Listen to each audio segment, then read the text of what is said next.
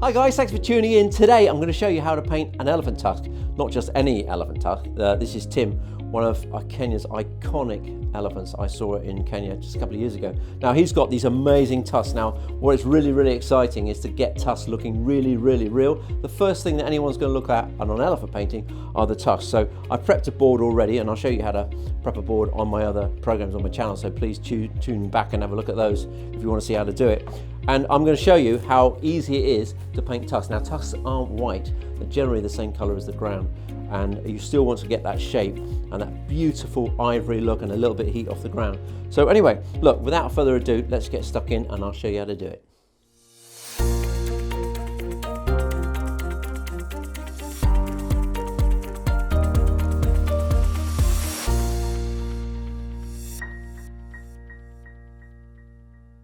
Okay, you can see that I've prepped the board, I've sketched the tusk out just to save us a little bit of time. You'll notice actually when you're sketching tusk and you've got the canvas, you can move it around, because if you're right-handed like me, trying to get round like that is really difficult, and especially when you're painting. So you can get round here and sketch that way to get that lovely curve of a tusk. And then of course when you're doing the other side, you can kind of hold it in a different way. But it's good to move the board around. This is obviously a small board, slightly harder when you've got a big canvas. I'm just going to put some colour on here. I'm going to put some raw umber and mix it with a little bit of white, and then I'm going to put all the highlights and everything else in. It really is a lot of fun. It's super satisfying as well.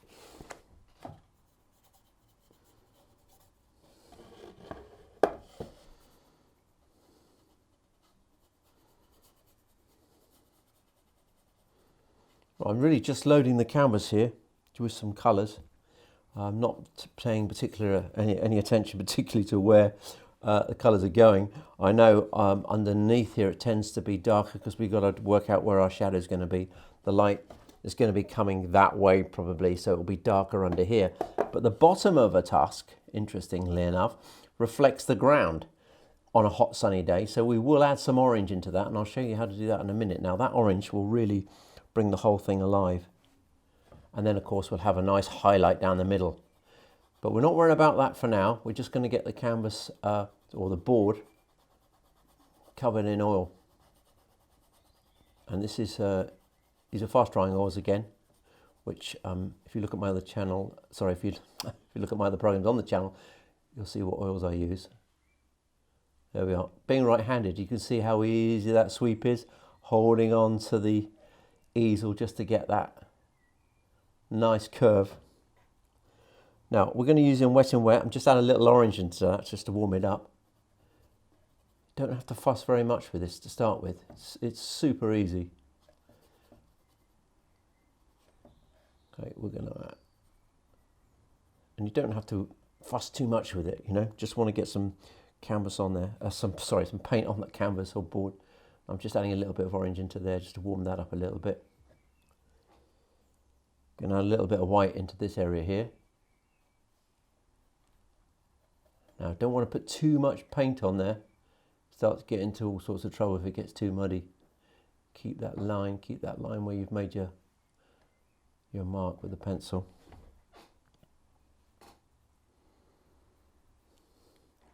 Right, that's quite light under here. I'm just going to see what it looks like. Many times I'm painting, I kind of experiment to see what it looks like. I don't necessarily know exactly what I'm doing all the time. Sometimes you just got to put it on and see what happens. You know, you're not painting a portrait here where you're using subtle colours. You can really get on with it and chuck the paint on there with it. That's the beauty of painting elephants. You can just really throw the paint on and have some fun with it. Don't fuss too much at the early stages. There we are, we're just literally chucking it on there. Now I'm going to darken that up a little bit. A little bit of raw umber, a little bit of burnt umber just to warm it up a little bit. Just going to see what that looks like. Now, don't worry about the shape. We want it to look like it's round. We achieve later on. At the moment, I'm just going to get the paint on there. And you can see how dark that ivory doesn't look like ivory at all. But you've got to see the big picture. Later on, it will really start to look like a tusk. I'm working as quick as I can here. You see, I'm just chucking that paint on there. just to get a sort of basic sort of shape. Right, now if you can go mad here, if I started putting, just for argument's sake, look, if I started putting highlights down here in the middle, just because I want it to look around here, it starts to take that shape, that sort of round shape, in a very, very crude way. And this is a nice soft brush. Now, what's nice about these brushes, when you're using a soft brush, which has got a flat edge as well, it's really nice, and it also carries the paint quite well. So then you can use it, it's very versatile. You can use it to blend, and you can also use that straight edge.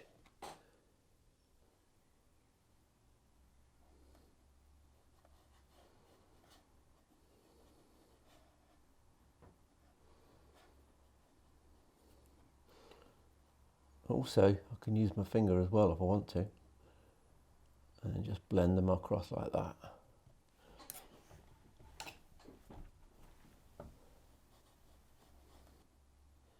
But yeah, it's very tempting to go too white too early when you're painting, and it's better to go dark first, then add the lights later on. And also, I won't have the luxury on this video though, is to let it dry and come back to it once you've done all these layers on, and it is a little bit easier. If you're working in acrylics, of course, it'll dry straight away, so you're all right. I want to get rid of those pencil marks there, and just, normally you've got a dark background, the negative is darker than the light, so you can really see it, it will really stand out in a 3D effect. Here, of course, that's actually quite light, so you're not going to get that effect. But this is just for the, just to show you how to do it, really.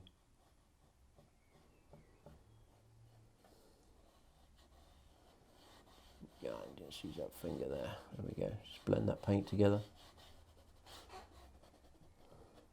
Right, what I'm going to do now, I'm going to dirty it up a little bit with some black, which is a little bit naughty, but I want to experiment and see what it looks like.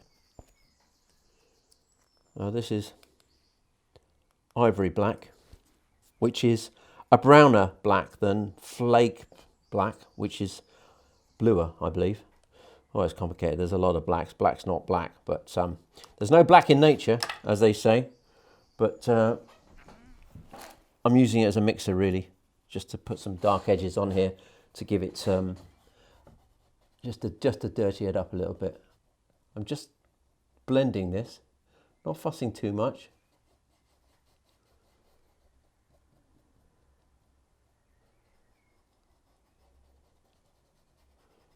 Dirtying it up a little bit there.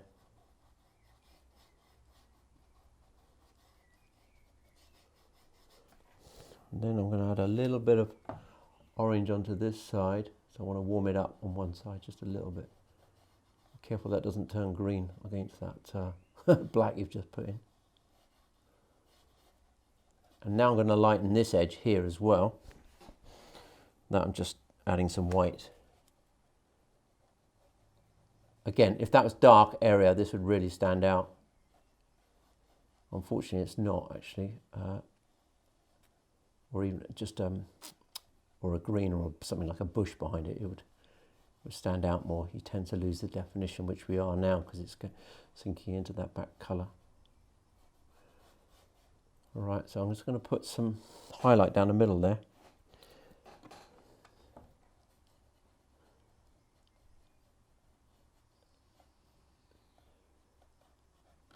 Got to keep building it up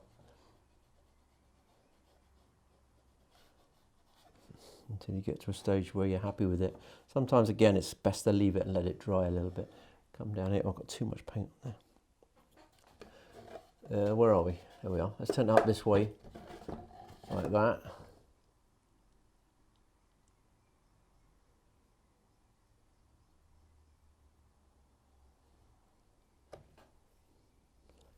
A little tip here. That's where the white is. That's just pure titanium white just on the edge there. Now, that's a dirty brush, so it won't come out pure white.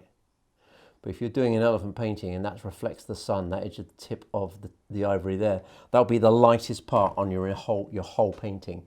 And the person who's looking at the painting, their eye will be drawn to that little area there. And now I'm just blending that all in because that's still wet there. Very softly Just hardly touching that board, just to give a nice edge to it.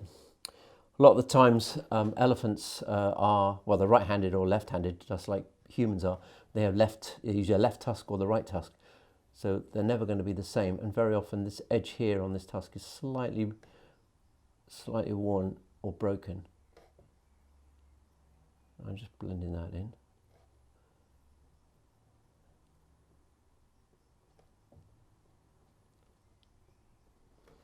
Hardly touching that. Keep the shape right here.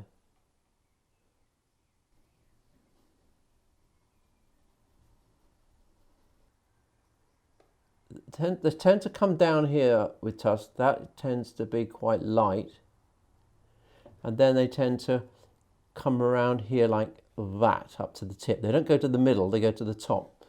But if you've got decent reference, well, you'll be able to see that on your reference anyway. So just copy a reference to the letter. And if you've got a tusk that's been, and it's a dull old day, as it was when I saw this guy, then you can just add the light yourself. But you can always use another elephant's tusk or another image. So what we're going to do here is to add pure orange. Just going to add that cadmium orange straight into the bottom of this, just to give it a little bit more depth and a little bit of heat off the ground. Because if it's a hot sunny day, you'll get the reflection of the ground on the bottom of the tusk. Now you've got to be a bit brave. Come around here like that. Doesn't go all the way up, it's only on the bottom of the... No, I'm exaggerating here, obviously, but I'm going to take some of that off now and blend some of it in. But you do get reflection off the ground, and it'll give the whole thing a bit of atmosphere as well. If you're painting the elephant, it's quite a nice thing to do that. And you can see that's exaggerated slightly, but if in the context of a really hot atmospheric painting where you've got the heat of Africa in there, you would get this incredible orange reflection off the bottom of these tusks, if they're long enough to go near the ground, of course. Now if they're not long enough, they won't look like that. Just follow that on up. Bit of white here, nice flat edge, if you can see that. And what we're going to do, starting there again, is just to bring that up and give it some shape. And we're going to blend this in a minute. I'm going to show you. This is when it starts to get exciting. All looks quite crude at this stage.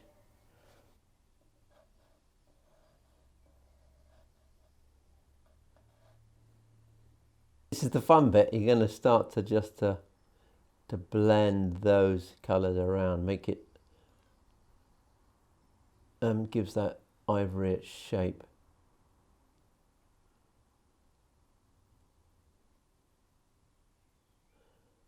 Need a steady hand and go with the flow and direction of the tusk. There we are. Just going to blend it again. Very soft brush, this is. Very soft brush.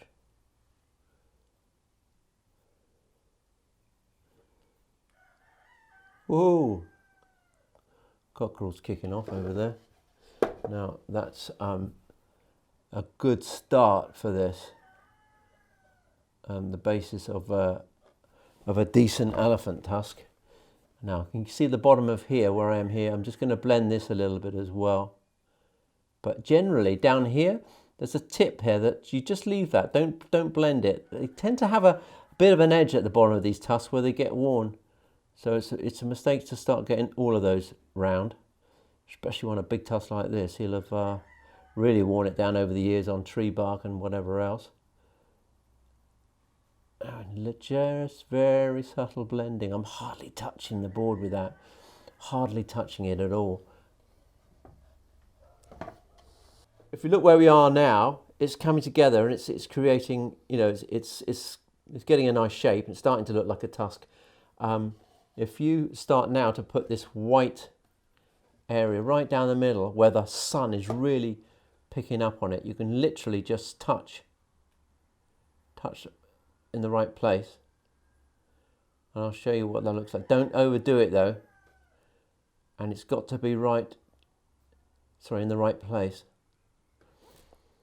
A bit more. Now there's no thinners, this is straight out of the tube. There's no thinners at all on any of this. There's no medium, nothing.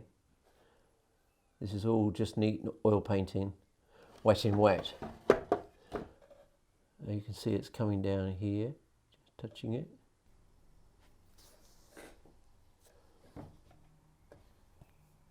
I've got this tiny little brush here with a little pointy end. I'm going to add some white onto it. Dig it in the white. Let's see what this looks like. Who knows? Turn it around this way. I'm just going to put a little bit more white down here. Just want to exaggerate it for you guys, because normally I'd wait now until this is dry, but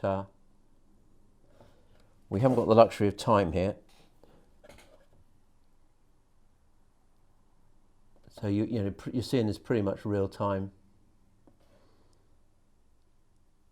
You can overdo this actually, so be careful that you don't go mad picking up, have a look at it. You just want where the sun is picking up the shininess of the tusk.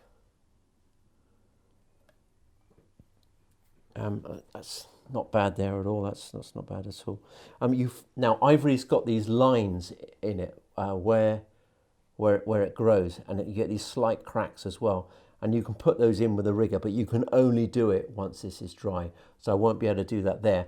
Now what I will do is post a picture at the end of this video of me having finished this, so you can have a look at what it looks like, but I'll have to let this dry, and then at the end of this video, which is almost coming to an end now, you'll see what I mean, and I'll have titivated and play with it just a little bit. But look, that is the basis of how to paint an elephant tusk.